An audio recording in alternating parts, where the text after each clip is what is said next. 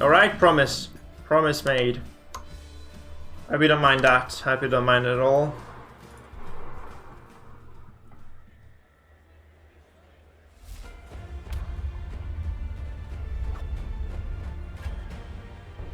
Chance is a fickle thing. Unsheathe your blades.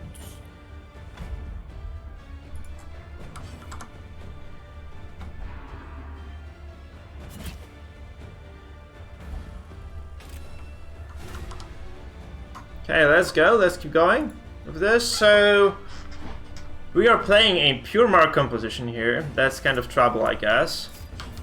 But he has to like reveal me right now. He has a lot of things he has to do to kind of break this. So I think I'm okay.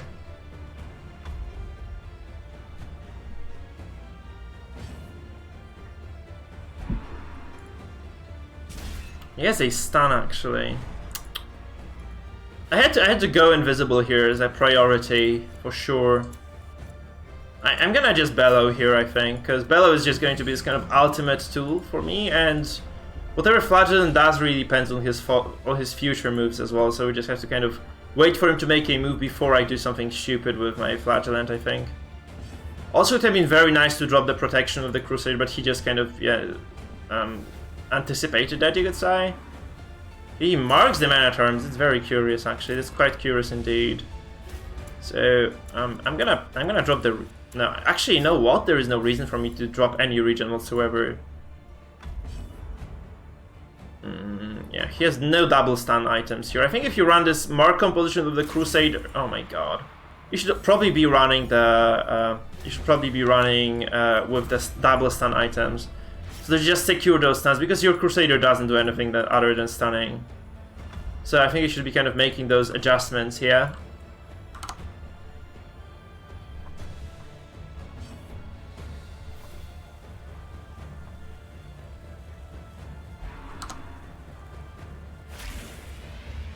Okay.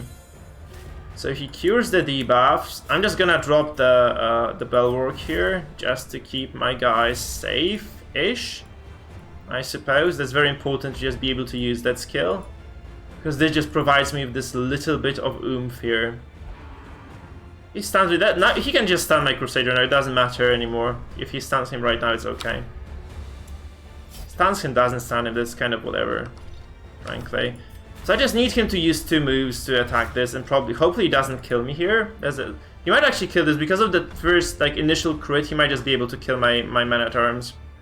And that's gonna be real trouble then for me, because if I lose the mana terms, I'm kind of stuck there between a rock and a hard place. Though obviously like this is quite a lot of regen, right? So maybe he can't do 12 damage with basic like non-crit attack. He can do 16 here. Shit. If I bellow, then maybe I can actually prevent. Okay, we got crit kill. Oh my god, that's so lucky. You have no idea how lucky this is. This barely ever happens. The crit regen. This is absolutely sick. It's like 1 in 20 chance, I think, to crit regen. That's absolutely insane. Maybe even less.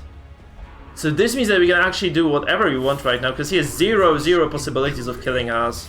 This should be GG right now, because he has like 0 ways of actually harming my composition here. So I just dropped the regen here. And I don't think he has a way of actually... Sorry, my chinchillas are playing up a bit. They're a bit nuts. I don't think he has a way of breaking me right now anymore. I don't think he has a way of breaking me anymore. Though, you know, I might be wrong, obviously. He tries to push me, he actually gets the push on the Flagellant. I'm okay with this, in fact. Because I can use the Flagellant later, no problemo there. Totally no issue about that. So I just need to start spamming regions first of all. Then like whatever else happens is okay. And I know I can just use this because he cannot hook my Antiquarian anymore. He just has no way of hooking her. So he hits me here. He does enough. So I just... Oh, he actually doesn't do enough. Which is I can actually drop another region. So guys, I'm regenerating 24 HP per turn right now with my mana terms. I mean, good luck breaking through this right now, man. Good luck breaking through this, seriously.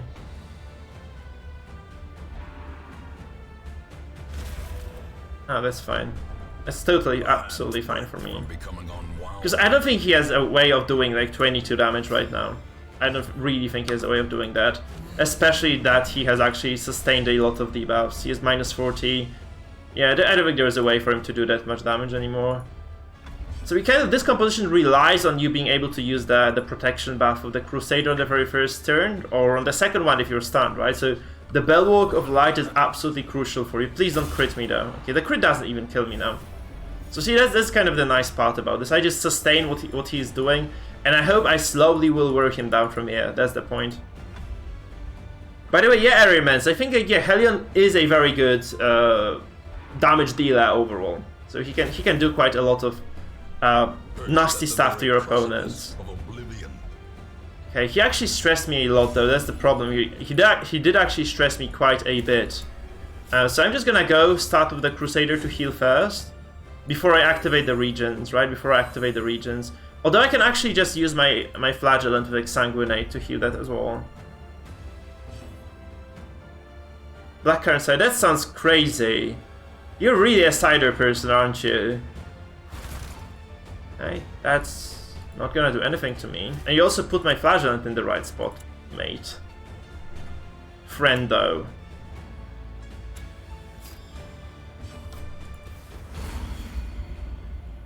So our friendo here is actually doing a lot of stress now, but he isn't really doing much other than that. So in his comp isn't a stress comp, right? So just this focus damage doesn't do that much bad stuff to me. I think. I would like to think that anyway. I have White Wine Cooling in the freezer, so this is gonna kind of come up later, I suppose. Yeah, that kind of hurts though.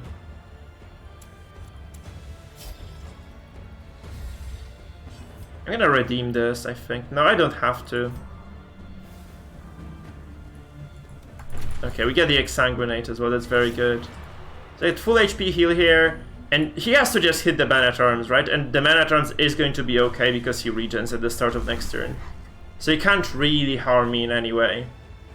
I'm not really sure what he wants to do here at all, because there's very little he can actually do to me. And that's kind of desperate. This looks like desperation, absolute desperation to me.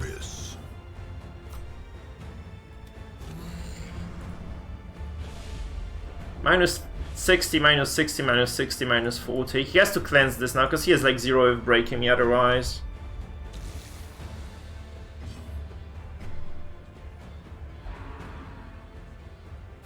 He cleanses this, but you know, it's a move he wastes again, right? That's a move he just doesn't use to kind of do something bad to me, right? So I can just go back to my Man-at-Arms. I think I'm safe here, so I can just use the Man-at-Arms to deliver some more debuffs again.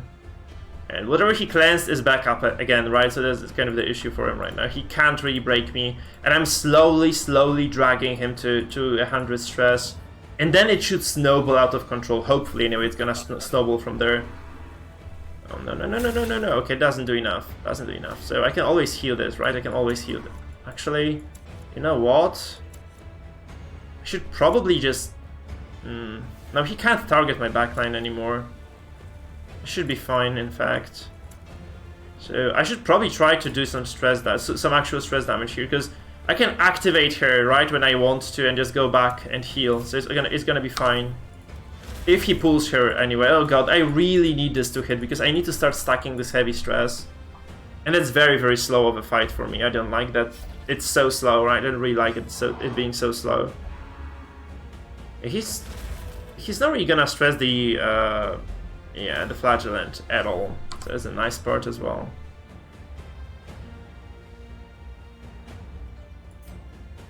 You know, I'm just...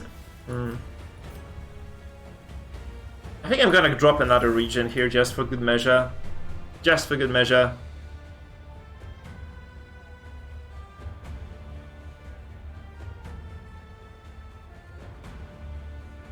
Yeah, so it's not really futile to cleanse this. Imagine he hadn't cleansed this, he would be at minus 80% damage. For damage composition, this is like curtains. So he just had to cleanse it anyway, but I think he could have waited for me to actually... But I don't think there was a point in that. I don't think there was a point in that, really. So, yeah. So again, I drop Reclaim here on my Antiquarian. So she's gonna heal a shitload of damage. And like next turn, unless he stuns her from the very first turn, I just go back, right? He probably is gonna stun her, though that would be reasonable. He just has to try to stun her, right? She can dodge this though as well. Doesn't stun. What is he doing? Oh my god, this looks so weird for him to be doing this. Abusive. Abusive isn't that terrible, I guess. And fury, more destructive than 100 cannons. He dodges twice on this. How much dodge does he have actually? It's quite strange for him to dodge this twice in a row. Reeling. He has 25 dodges. Oh, he has the pull actually. He has the pull. I didn't see this. That's very weird because like he has the finisher and the pull. I have never seen a bounty hunter with this setup before actually. He wastes a turn to heal. See, that's how you lose the game. He just lost the game, I think, by doing that stuff. That's never smart to be trying to do that. He should have first of all tried to stun the Antiquarian. That was his definite priority there in this game. I don't know why he didn't do that. And now he heals? Like seriously? I have 0 finishes and I would just take the risk. Like bite the bullet for a turn. Just, you know, try to do something useful. Maybe just put everything on this, on killing the Antiquarian. Just, you know, bet all your money on just killing her. Because this is over for him right now. I've been able to sustain so many turns without taking any damage whatsoever. That it's just kind of sad, really. It's just kind of sad. What does he do from here? I'm actually just gonna do some stress damage as well. Because I don't think he has anything to deal with this.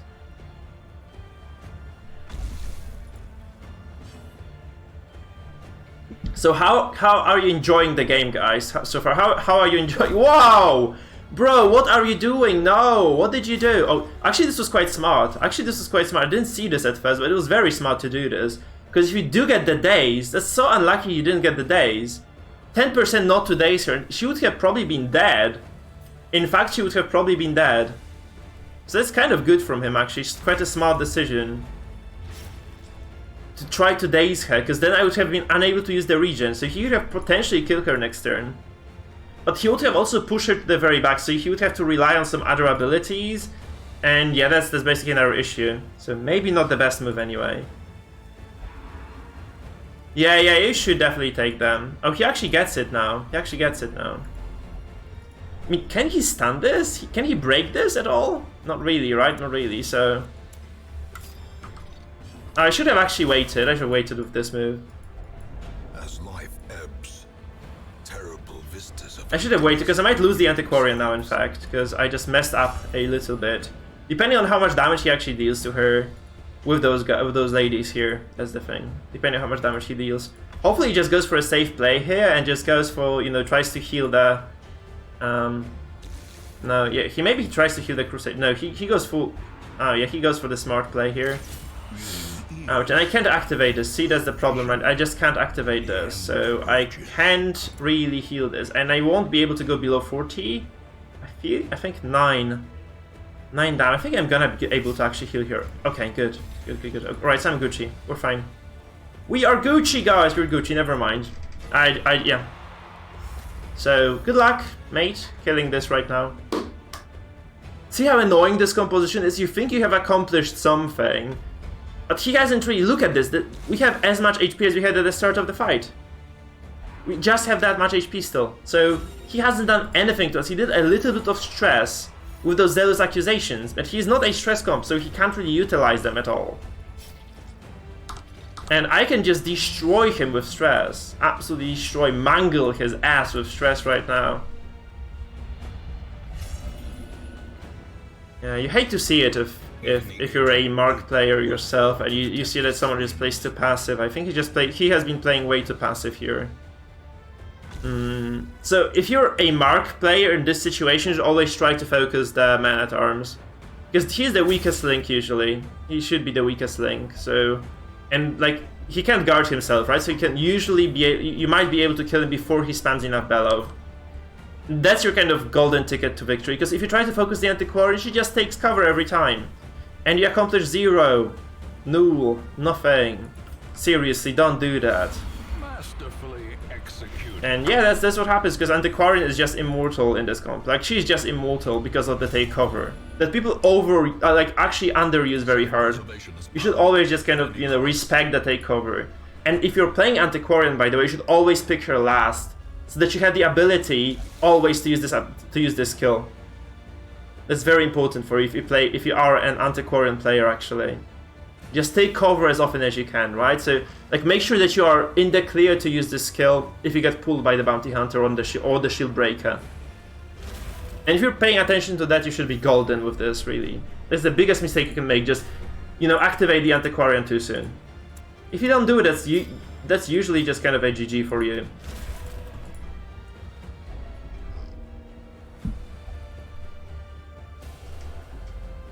Yeah, hello Twitch viewers, by the way. Thank you, sis, for reminding me. We have quite a crowd on Twitch. We have 12 people on Twitch, actually. We have 12 people on Twitch. So lovely to see people coming back to Twitch chat as well. Guys, if you haven't followed me on Twitch yet, if you're on YouTube, please do this. So the link is twitch.tv/MikeField. Please do actually follow me on Twitch, because it's super important for me to have like as much, you know, social media activity, so to say, as possible. It's really important for, like, you know, new streamers to get as much exposure. I know, everybody hates this word, but to get as much exposure as humanly possible, it's actually very important for someone who's streaming content like me. So you might get my Man-at-Arms now, but I think it's too late anyway. It might be just too late for him.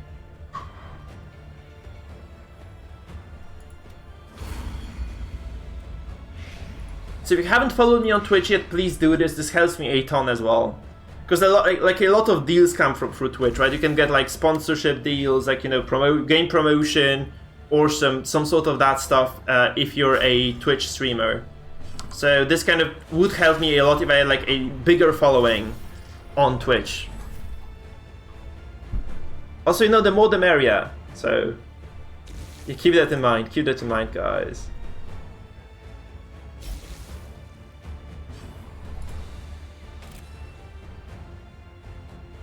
Because we might, I'm not sure about this yet, but we might at some point in time just stream on Twitch.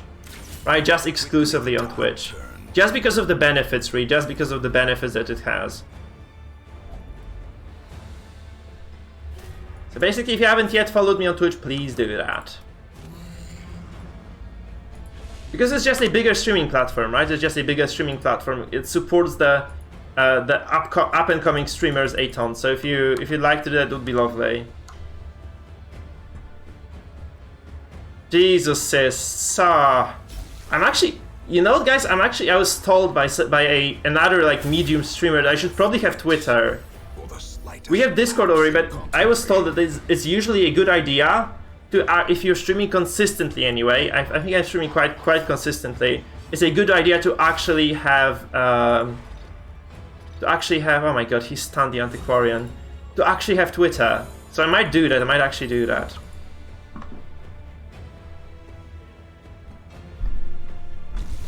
My god, sis, come on.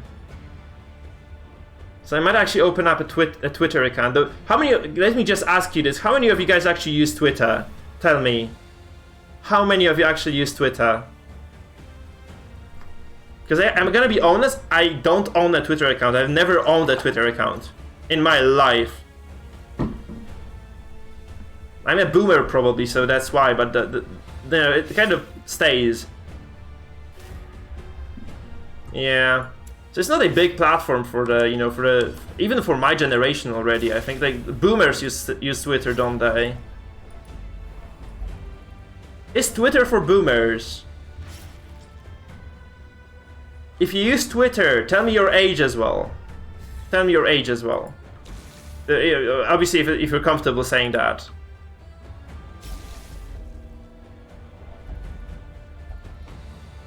No, that would be Instagram, sis. That would be Instagram, I think. The thing you're talking about would be Instagram. See, I'm a social media veteran, really. I'm an actual fucking social media veteran here. Can I still reclaim? Redeem, yeah, I still can redeem. I think I'm gonna drop below. 13 is roughly 30%, yeah.